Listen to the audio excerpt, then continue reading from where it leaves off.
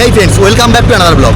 শ্রাবণী মেলা উপলক্ষে তারকেশ্বরে আগত তীর্থযাত্রীদের নিরাপদ যাত্রা ও সঠিক ব্যবস্থাপনার জন্য এই মাঠেই আয়োজন চলছে মেডিকেল ক্যাম্প, আধুনিক কন্ট্রোল রুম, সেবা শিবির এবং সাংস্কৃতিক মঞ্চ তৈরির কাজ।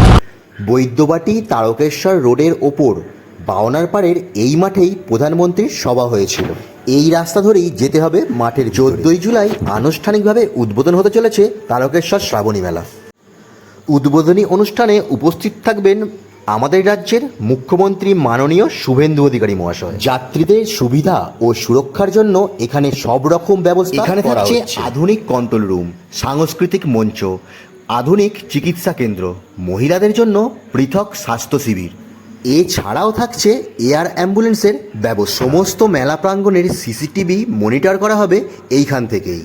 তারকেশ্বর শ্রাবণী মেলা এবছর জাতীয় মেলার স্বীকৃতি পেয়েছে, তাই মেলাকে কেন্দ্র করে গোটা তারকেশ্বরকে ঢেলে সাজানোর কাজ। এই সাংস্কৃতিক মঞ্চ থেকেই বিভিন্ন ধরনের সাংস্কৃতিক অনুষ্ঠান পরিচালনা করা হবে।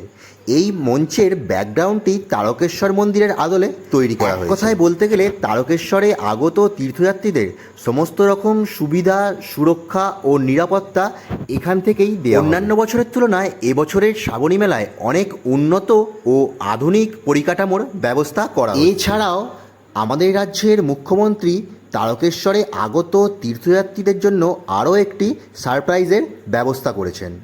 সেটি হলো তারকেশ্বরে আগত ভক্ত সাধারণের উপর প্রত্যেক সোমবার হেলিকপ্টার থেকে পুষ্পবৃষ্টি করা হবে। এই সমস্ত চমক দেখতে গেলে এবছর শ্রাবণী মেলায় প্রত্যেককে তারকেশ্বর আসতেই হবে। তো তোমরা কে কে তারকেশ্বর শ্রাবণী মেলায় আসছো এবং কোথা থেকে আসছো অবশ্যই কমেন্ট করে জানাবে। তারকেশ্বর শ্রাবণী মেলার এক্সক্লুসিভ ভিডিও দেখার জন্য এবং তারকেশ্বর শ্রাবণী মেলার নিত্য নতুন আপডেট পেতে অবশ্যই আমার ফেসবুক পেজ এবং ইউটিউব চ্যানেলটিকে সাবস্ক্রাইব করে রাখতে হবে।